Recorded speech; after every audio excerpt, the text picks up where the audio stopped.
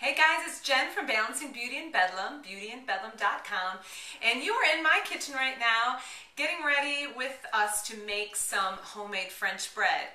And a lot of you guys, I know, making homemade bread is a little scary and a little frightening, especially when we're using yeast. So I thought it might be a great idea just to show you how easy French bread is to make from scratch.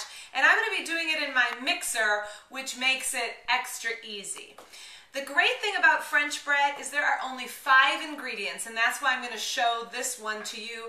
A lot of times the question with making bread is the elasticity of the dough, and so I think it's going to be really helpful for you to see what it looks like after we get it all mixed and kneaded and the right elasticity. The only ingredients that we need for French bread are right here. Flour, water, either butter or oil, a little bit of salt, and our instant yeast. Now, almost all bread recipes, when you read them, they always begin with a little bit of a scary start, which keeps most of you away from trying bread. And that scary start normally starts something like, dissolve yeast in warm water in warmed bowl. And then it tells you to let that sit. Well, yeast is a growing kind of organism that we need to feed, but when you buy instant yeast instead of active yeast, you are going to realize how easy bread making is.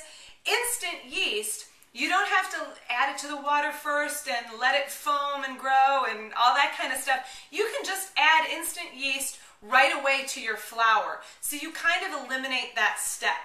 I'm going to go by the really basic KitchenAid recipe that I've been using probably for about 15 years. So instead of saying dissolve yeast in warm water in warm bowl, we're just going to eliminate that. And right away, I'm going to start by just dumping my water into the bowl. Now, whenever you see a recipe, it typically gives a temperature for the water. It says something like 105 degrees to 115 degrees. I don't measure my temperature anymore. Now, if it's your very first time, you might want to do that just because yeast is active. If you use boiling water or water that's too hot, you're going to kill your yeast, and so you don't want to do that.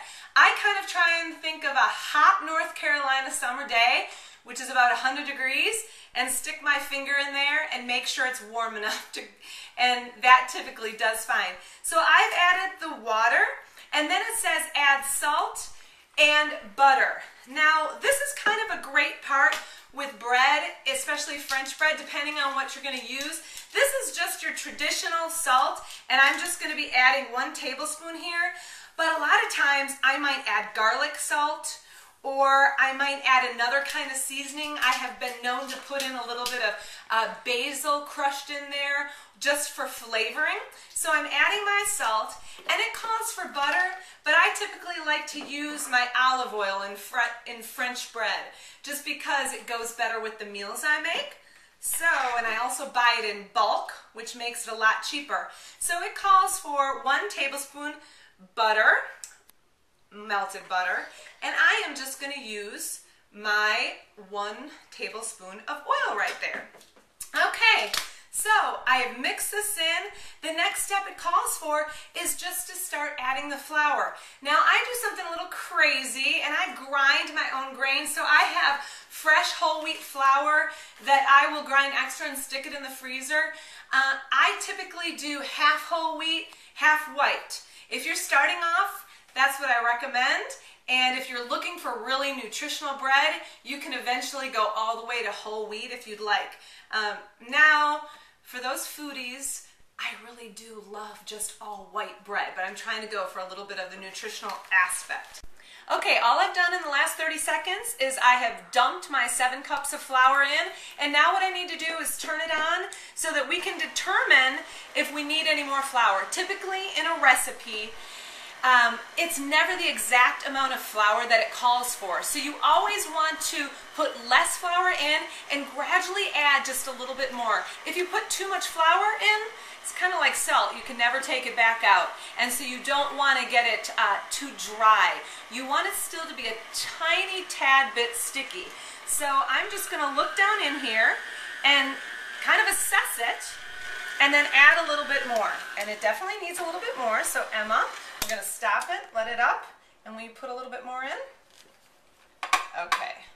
A lot of times recipes will say watch for the sides of the bowl to be clean, and this is kind of what it means. You can see on the side of the bowl that the dough kind of pulls apart. Now French bread, you want it a little bit sticky, so it's not forming in a ball. I might add just a little bit more and then let it knead for a few minutes. Okay, one of the scariest parts about figuring out if your bread is ready is knowing if it's been kneaded long enough. So what I like to do is the yeast has to have been activated, and the dough needs to be stretchy. So I always just take, okay, I think it's stretchy enough. The kids love that. They love being the taste testers. I take it between my fingers and I stretch it to see if it's elasticy enough. And this is definitely ready. So what I will do now is just let this sit for an hour and it will rise. And then we will be able to shape it into our dough. Into our loaves. We have now let this rise, and let me tell you a professional baker tip. You can kind of force a rise. I get very impatient and don't want to wait a whole entire hour for it to rise. My Frigidaire range is great. It actually has a warmer burner, but you could probably just turn yours really, really down low.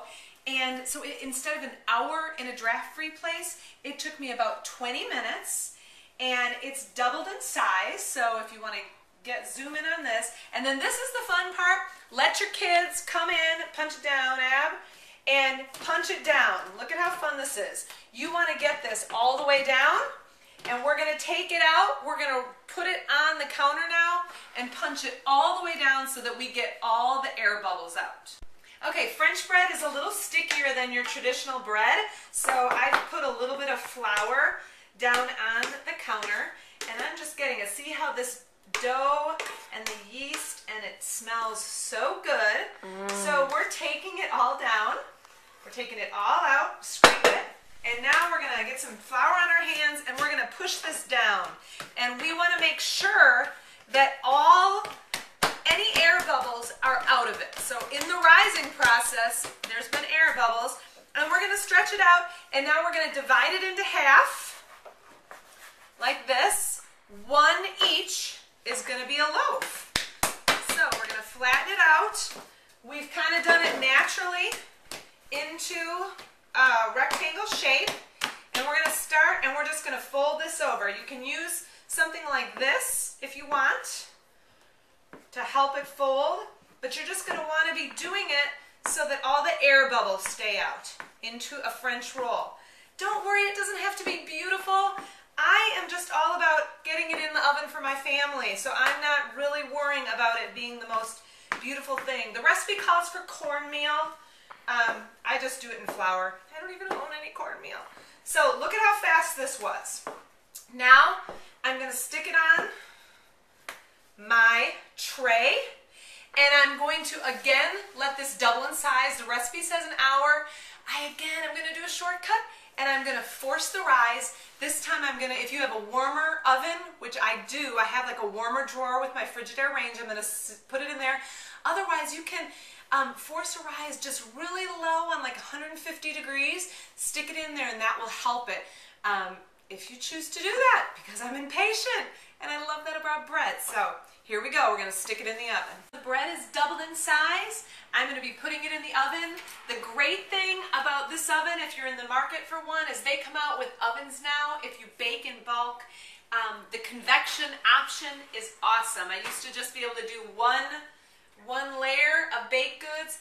Now I can put lots of baked goods on because the air is circulating. So we're going to put it in here, and fresh bread will be ready in probably 25 minutes. I just took it out of the oven, and we have fresh homemade bread. Literally, the prep time total took maybe 10 minutes. All of the time it took was to bake and rise. And so if you can get down this simple technique for making homemade bread, you are going to love it. I just cut into it, and look, get a little olive oil and some dipping seasonings, and you have restaurant quality homemade bread for probably 50 cents a loaf. Enjoy, and hope you try the art of homemade bread making. I am not a professional by any means, but just a mom who loves to provide some great bread for her family. Have a great day.